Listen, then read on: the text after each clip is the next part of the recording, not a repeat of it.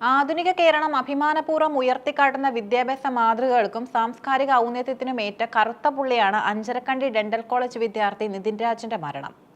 നിതിൻ രാജിന്റെ വസതി സന്ദർശിച്ച ചാണ്ടിയുമ്മൻ MLA നടത്തിയ പ്രതികരണങ്ങൾ വെറുമൊരു രാഷ്ട്രീയ പ്രസ്താവനയല്ല, മറിച്ച് കേരളത്തിലെ ഉന്നത വിദ്യാഭ്യാസ മേഖല നേരിടുന്ന ഭയാനകമായ ചില യാഥാർത്ഥ്യങ്ങളുടെ നേർക്കാഴ്ചയാണ്. നിതിൻ രാജിന്റെ മരണം ആധുനിക കേരളത്തിന് അപമാനമാണെന്ന അദ്ദേഹത്തിന്റെ വാക്കുകൾ ഓരോ മലയാളിയിലും ഗൗരവകരമായ ആത്മപരിശോധനയ്ക്ക് വഴിവെക്കുന്നു.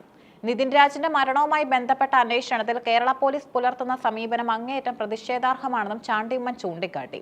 ഒരു മരണം നടന്ന ദിവസങ്ങൾ പിന്നിട്ടിട്ടും നിതിൻ രാജിന്റെ സഞ്ചയന ചടങ്ങുകൾ നടക്കുമ്പോൾ പോലും കുറ്റവാളികളെ നിയമത്തിന് മുന്നിൽ എത്തിക്കാൻ പോലീസിന് കഴിഞ്ഞിട്ടില്ല എന്നത് നീതിന്യായ വ്യവസ്ഥയോടുള്ള വെല്ലുവിളിയാണ്. പോലീസിന്റെ ഭാഗത്തു നിന്നുണ്ടായി മെല്ലെപ്പോക്ക് പ്രതികളെ സംരക്ഷിക്കാനുള്ള ബോധപൂർവമായ നീക്കമാണോ എന്നും അദ്ദേഹം സംശയിക്കുന്നു. സാധാരണക്കാരന്റെ പരാതികളിൽ ഉടനടി നടപടിയെടുക്കാൻ മടിക്കുന്ന പോലീസ് സംവിധാനം, ക്യാമ്പസുകളിൽ സ്വാധീനശക്തി ഉള്ളവരെ വിരൽ ചൂണ്ടാൻ ഭയപ്പെടുന്നത് ജനാധിപത്യ സമൂഹത്തിന് ഭൂഷണമല്ല. തെളിവുകൾ നശിപ്പിക്കപ്പെടാനുള്ള സാധ്യത നിലനിൽക്കെ അന്വേഷണ ഉദ്യോഗസ്ഥരുടെ ഭാഗത്തു നിന്നുള്ള വീഴ്ചകൾ ഗൗരവകരമായി തന്നെ കാണേണ്ടതുണ്ട്.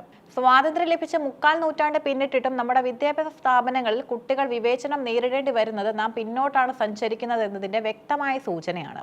ജാതിയുടെയോ വർണ്ണത്തിന്റെയോ സാമ്പത്തിക നിലവാരത്തിന്റെയോ പേരിൽ വിദ്യാർത്ഥികൾ ക്രൂശിക്കപ്പെടുമ്പോൾ അത് ഭരണഘടന ഉറപ്പു നൽകുന്ന തുല്യതയുടെ ലംഘനമാണ്.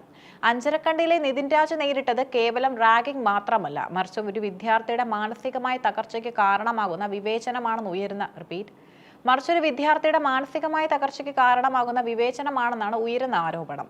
ക്യാമ്പസുകൾക്കുള്ളിൽ വിവേചനം ഒരു സംസ്കാരമായി മാറുന്നത് തടയുന്നതിൽ സർക്കാർ പരാജയപ്പെട്ടുവെന്നും ചാണ്ടിയുമ്മൻ വിമർശിച്ചു.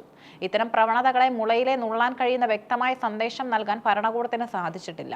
എല്ലാ ക്യാമ്പസുകളിലും ആന്റി റാഗിംഗ് കമ്മിറ്റി ഉണ്ടെന്ന് പറയുമ്പോഴും അവ എത്രത്തോളം ഫലപ്രദമാണെന്നത് ചോദ്യചിഹ്നമാണ്. മിക്കപ്പോഴും കോളേജ് അധികൃതർ ഇത്തരം പരാതികൾ പുറം ലോകം അറിയാതിരിക്കാനും സ്ഥാപനത്തിന്റെ പേര് മോശമാകാതിരിക്കാനും ഒതുക്കി തീർക്കാൻ ശ്രമിക്കുകയാണ് ചെയ്യുന്നത്. പല സ്ഥാപനങ്ങളിലും ഇത്തരം കമ്മിറ്റികൾ കേവലം രേഖകൾ മാത്രമാണുള്ളത്. കുട്ടികൾക്ക് ഭയമില്ലാതെ പരാതി നൽകാൻ സാധിക്കുന്ന ഒരു അന്തരീക്ഷം അവിടെയില്ല. ജില്ലാ സംസ്ഥാന തലങ്ങളിൽ ക്യാമ്പസുകളിലെ സാഹചര്യങ്ങൾ വിലയിരുത്താൻ ശക്തമായൊരു മോണിറ്ററിംഗ് സംവിധാനം വേണമെന്നും ചാണ്ടിയുമ്മൻ ആവശ്യപ്പെട്ടു. ക്യാമ്പസിനുള്ളിൽ നടക്കുന്ന ക്രൂരതകൾ പുറത്തുനിന്നുള്ള നിഷ്പക്ഷമായ ഏജൻസികൾ പരിശോധിക്കണം.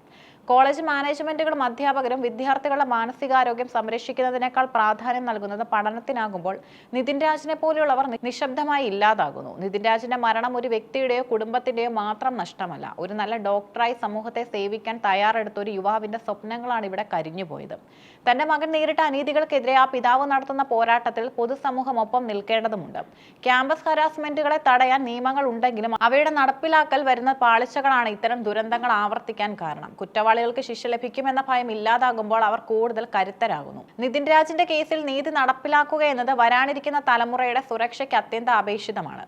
ചാണ്ടിയുമ്മൻ MLA ഉയർത്തിയ വിമർശനങ്ങൾ കേരളത്തിലെ വിദ്യാഭ്യാസ ആഭ്യന്തര വകുപ്പുകൾ ഗൗരവകരമായി പരിഗണിക്കേണ്ടതുണ്ട്. നിതിൻ രാജിന്റെ കുടുംബത്തിന് നീതി ഉറപ്പാക്കുക, ക്യാമ്പസുകളിലെ വിവേചനത്തിനെതിരെ കർശന നിയമങ്ങൾ കൊണ്ടുവരിക, പോലീസ് അന്വേഷണം ഊർജിതമാക്കുക എന്നിവയാണ് അടിയന്തരമായി ചെയ്യേണ്ട കാര്യങ്ങൾ.